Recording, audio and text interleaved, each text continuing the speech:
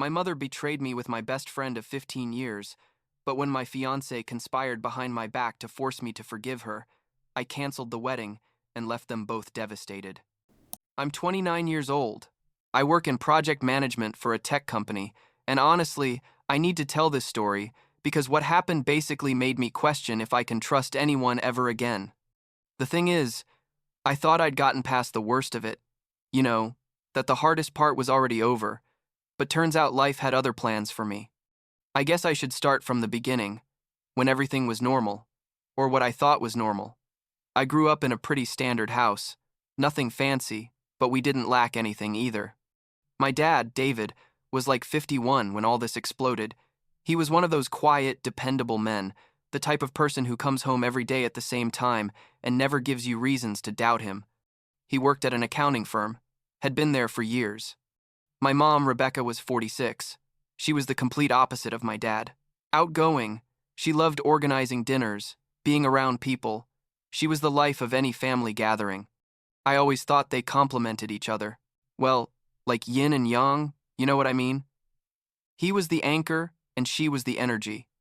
For years, I thought they had a solid marriage, the kind you see and think, okay, that's how it should be. And then there was Kyle. Kyle and I had been friends since middle school. I mean, we're talking years of friendship, like over a decade. That man knew everything about me. I knew everything about him. Or at least I thought I did. We spent all our time together. We played video games, went to concerts, had each other's backs and everything. When I got my first real job, Kyle was the first person I called. When he broke up with his girlfriend senior year of high school, he stayed at my house for like a week. He was my brother, basically. My family treated him like part of the family too. My mom always told him he could come over for dinner whenever he wanted, that our house was his house, and Kyle came over often, like 2 or 3 times a week sometimes. Looking back, I guess I should have noticed something weird. There were moments where my mom and Kyle would laugh at inside jokes I didn't understand, or where she'd insist he stay for dinner even when he said he couldn't. One time I came home, and the two of them were in the kitchen, talking in low voices, and when I walked in, they went silent immediately, like I'd interrupted them. At the time, I didn't think much of it. I thought maybe Kyle was asking her for advice about something personal. I don't know. She was like a second mom to him after all. But now those moments haunt me, you know? Because the signs were there, and I just didn't see them. Or didn't want to see them. I was like 27 when everything fell apart. I remember it was a Tuesday. I was working from home that day because I had to wait for a technician who was coming to fix the internet. My dad normally got home around 6 in the evening, but that day he came home around 2. I was in my room, on a video call, when I heard him come in. I thought maybe he felt sick or something, but then I heard yelling. My dad never yelled. Seriously, I'd never seen him lose control like that. I ended the call quickly and went down the stairs, and what I saw basically broke me in half. My dad was in the living room, red with rage, and my mom was there in pajamas, even though it was already mid-afternoon. First red flag I didn't process at the moment. And Kyle? Kyle was coming out of the bathroom adjusting his shirt. Everything happened in slow motion, like a movie. I saw my dad's face. I saw my mom's face, which was pale as a ghost. I saw Kyle, who couldn't even look me in the eyes. And in that second, without anyone saying anything yet, I knew exactly what had happened. I didn't need explanations. I didn't need confirmation. My brain just connected the dots and I felt like the floor was opening up beneath me. My dad saw me on the stairs and said, "Your mother and your best friend." And he laughed. But it wasn't a happy laugh. It was a bitter, broken laugh. The saddest sound I've ever heard in my life. Kyle tried to say something. Like, "Marcus, man, I can explain." And I just looked at him. I couldn't speak. Literally, the words wouldn't come out. My mom started crying and saying she was sorry, that it was a mistake, that it didn't mean anything, all the typical phrases people say when they get caught doing something unforgivable. But her words bounced off me. I wasn't really processing them. Kyle left quickly, basically ran out of the house, and I just stood there while my dad and mom started yelling at each other. She was saying that he was never home, that she felt lonely, that Kyle understood her, and my dad was yelling at her that that wasn't an excuse, that how could she do that? That how could she bring that man into his house, into his bed? I went up to my room and closed the door, sat on the floor and just, I don't know. I stayed there like in shock. I could hear them yelling downstairs for hours. The next day my dad came to find me. I'd slept maybe 3 hours. I was still in the same clothes from the day before. He sat on my bed and told me, "Son, I need you to know this isn't your fault." And I just nodded because what else could I do? He told me he'd come home early because he forgot some documents, that he never suspected anything until that moment, that apparently it had been going on for months. Months. Not once, not a drunken one-night mistake. Months of lies, months of betrayal. He told me he was going to divorce, that Rebecca was no longer welcome in the house, and that I could take all the time I needed to process it. But I didn't want to process it. I wanted to confront my mom. I found her in the kitchen making coffee like nothing happened, like she hadn't destroyed our entire family. I said to her, "How could you? He was my best friend. Mom, my best friend. What were you thinking?" And she looked at me with those teary eyes and said it wasn't something planned, that it just happened, that Kyle and her connected in a way they didn't expect. Connected. That word made me so angry. I told her it was disgusting, that she'd ruined everything, that she'd betrayed Dad, that she'd betrayed me. And she tried to touch my arm, but I pulled away. I couldn't even look at her without feeling nauseous. Kyle sent me like 50 messages that day. Calls, texts, everything. He said we needed to talk, that I didn't understand, that things were complicated. I finally went to his apartment, not because I wanted to talk, but because I needed to tell him a few things to his face. When he opened the door, he looked like shit, like he hadn't slept, red eyes, and he started saying, "Marcus, bro, you have to understand me, your mom and I. It was something that..." And I didn't let him finish. I pushed him. Not hard, but I pushed him and told him I didn't want to hear his pathetic excuses, that he'd broken the most basic code of friendship, that he'd fucked my mom in the house where I grew up, and that I never wanted to see him again. He tried to justify himself, said it wasn't just sex, that they had real feelings, and that somehow made it worse, you know? Like having feelings made the betrayal more acceptable. I left there and blocked his number, blocked him on all social media, basically erased him from my life like he'd never existed. And it hurt. Honestly, it hurt a lot because I didn't just lose my best friend. I lost years of memories that were now contaminated. Every memory of us together now came with the question of when it all started, when the lies began. My dad moved the divorce super fast, hired a good lawyer, and my mom didn't fight much. I think she knew she'd fucked up too big to ask for anything. She moved to an apartment on the other side of town after like 3 weeks. She tried calling me several times, but I didn't answer. I didn't know what to say to her. I didn't know if I could ever forgive her. My dad and I stayed in the house, and honestly, those first months were weird. The house felt empty, bigger than it was. My dad worked longer hours, I think to avoid thinking about it, and I did the same. About a year later, like 365 days after the nuclear bomb, I started going out with friends again, trying to rebuild some kind of social life. I went to a barbecue that a work friend organized, and that's where I met Jessica. Jessica was 26, worked in marketing. She was smart, funny, beautiful. I liked her right away. And apparently, I made a good impression on her too, because we exchanged numbers and started going out. At first, I didn't tell her anything about what had happened with my mom and Kyle, like it was too heavy for a first or second date conversation. But eventually, around 3 months in, I told her everything. She was super understanding, said she couldn't imagine how hard it had been, that she understood why I had trust issues. Jessica and I were together for 2 years, good years, honestly. She helped me trust people again, to believe that not everyone was going to betray me. She met my dad several times, he liked her, said she was good for me. She never met my mom because I still wasn't talking to her, and Jessica respected that, or at least, that's what I thought. At 2 years, I proposed.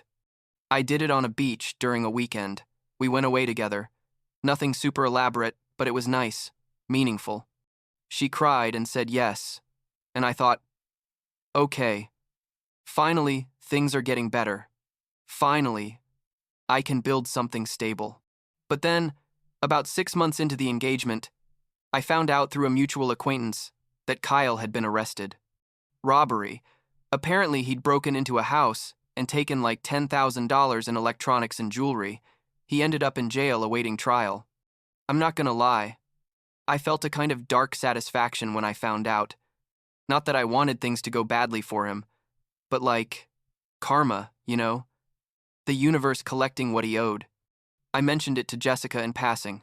Like, hey, remember Kyle I told you about? Well, he got arrested, and she made a weird face but didn't say anything else. About a week later, I got an email from my mom. It was long, full of apologies and excuses. She said she'd heard about Kyle, that it had made her reflect on her mistakes, that she wanted to fix things with me, that I was her son and she couldn't live without having me in her life. Basically the whole emotional speech designed to make me feel guilty. I showed Jessica the email and told her I wasn't going to respond, that my mom had had years to reflect and fix things, that Kyle's arrest didn't change anything. Jessica nodded and said she supported me, that it was my decision. But then something happened that I didn't see coming at all. Jessica told me she had a surprise for me, that she'd reserved a dinner at a nice restaurant downtown to celebrate, I don't know what. I think she said it was an early mini anniversary or something. I said, okay, cool, put on a shirt and decent pants, and we went. We got to the restaurant. The host took us to a table in the back, and when I'm sitting down, I see someone get up from a nearby table. My mom. My fucking mom was there, walking towards us with a nervous smile. I froze. I looked at Jessica, and she had this expression like, please don't get mad, and I immediately understood what she'd done. She'd set a trap for me, basically. She'd brought me there under false pretenses to force me to see my mom.